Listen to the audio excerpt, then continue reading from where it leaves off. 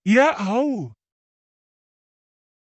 Perkenalkan, nama saya Nelman Waruhu, NIM 222201265, Prodi Manajemen, mata kuliah Bahasa Indonesia. Di sini saya akan menjelaskan tentang definisi tanda baca, jenis-jenis tanda baca, dan penggunaannya. Langsung saja kita baca tentang pengertian tanda baca. Tanda baca adalah tanda-tanda yang digunakan di dalam bahasa tulis agar kalimat-kalimat yang ditulis dapat kita mengerti, seperti tanda titik, titik dua, koma, dan lain sebagainya. Pada jenis-jenis tanda baca ini adalah sesuai dengan ejaan bahasa yang disempurnakan atau EYD. Tanda baca terbagi menjadi 15 jenis. Yang pertama adalah tanda titik. Biasanya tanda titik ini digunakan pada akhir kalimat yang bukan pertanyaan dan seruan. Terus tanda baca sering digunakan juga untuk memisahkan angka, jam, menit, detik, dan menunjukkan jangka waktu. Contohnya pada jam 03.00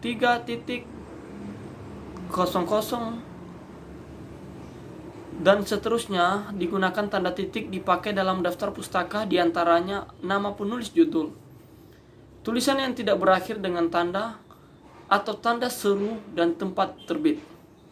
Dan ada lagi banyak yang digunakan pada tanda titik itu. Kita masuk pada tanda koma.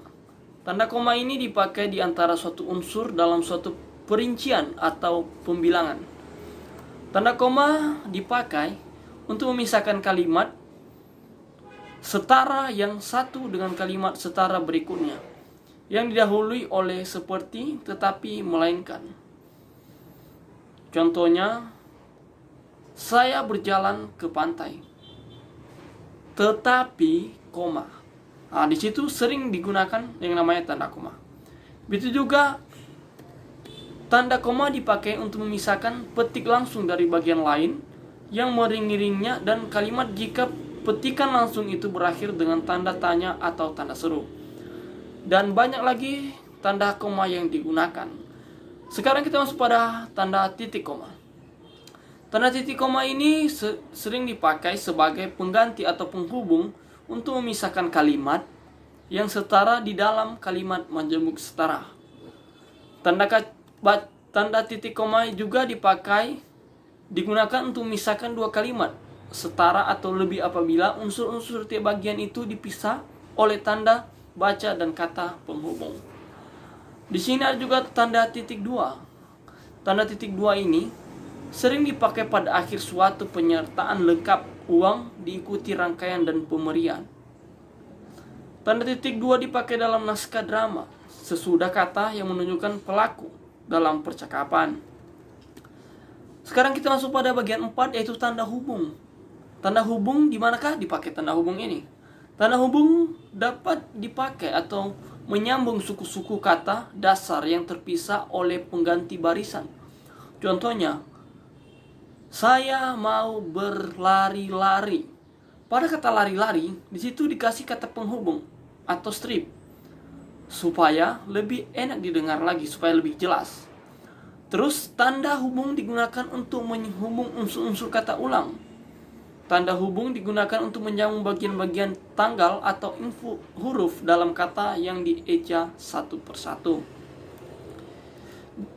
Sekarang kita masuk bagian nomor 5, yaitu tanda pisah. Tanda pisah dipakai untuk membatasi penyisipan kata atau kalimat yang memberikan penjelasan di luar bangun utama kalimat. Tanda pisah dipakai juga di antara dua bilangan, tunggal atau tempat dengan arti sampai dengan atau sampai ke. Yang keenam adalah tanda tanya. Tanda tanya dipakai untuk akhir kalimat tanya. Contohnya, kami mau kemana? Di situ digunakan tanda tanya. Begitu juga dengan tanda seru. Tanda seru dipakai untuk mengakhiri ungkapan atau pernyataan yang berupa seruan atau perintah yang menggambarkan kesungguhan atau ketidakpercayaan ataupun yang kuat emosi. Contohnya, Indonesia. Indonesia itu seruan yang sangat mempunyai supaya kita dapat melihat dengan kata itu memang benar, memang sungguh-sungguh. Sekarang kita masuk pada tanda elipsis. Tanda baca elipsis adalah tanda titik tiga, yaitu tanda elipsis dipakai dalam kalimat yang terputus-putus. Ini tanda elipsis sering dipakai juga di matematika, di mana jika banyak angka-angka maka digunakan oleh tanda titik tiga ini. Jadi juga tanda 9, tanda petik. Tanda petik ini dipakai untuk menggapit petikan langsung yang berasal dari pembicaraan naskah dan atau bahasa tertulis lainnya. Tanda petik juga dipakai untuk mengapit judul puisi, karangan, bab buku yang dipakai dalam kalimat.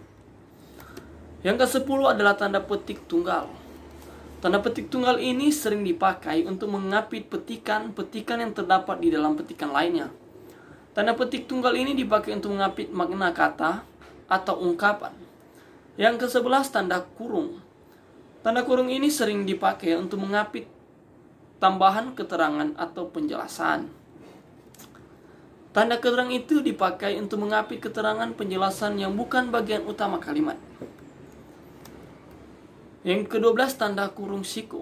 Tanda kurung siku ini sering dipakai untuk mengapit huruf, kata atau kelompok kata sebagai koreksi atau tambahan pada kalimat atau bagian huruf yang ditulis orang lain. Tanda kurung siku ini juga dipakai untuk mengapit keterangan dalam kalimat penjelasan yang sudah tertanda kurang.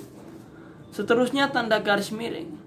Tanda garis miring ini sering dipakai dalam nomor surat, nomor alamat, penandaan masa 1 tahun yang terbagi dalam 2 tahun takwin atau tahun ajaran. Ini sering digunakan, di mana setiap surat atau surat undangan pasti sering digunakan, yaitu dengan 30 garis miring garing 05 garing nomor surat garing perihal 0000 dan seterusnya. Itulah digunakan tanda garis miring ini. Atau juga bisa digunakan tanpa garis miring, dipakai sebagai tanda garis miring dipakai sebagai kata atau, tiap atau ataupun. Contohnya, saya lagi main-main atau melakukan pekerjaan. Yang seterusnya adalah tanda penyingkat atau apostrof. Tanda penyingkat ini menyikat atau menunjukkan penghilang bagian kata atau bagian angka tahun. Nah, inilah jenis-jenisnya dan penggunaannya. Terima kasih, itulah penjelasan tentang definisi tanda baca dengan jenis-jenis tanda baca dan gimana digunakannya. Sekian dari saya, ya ahobu.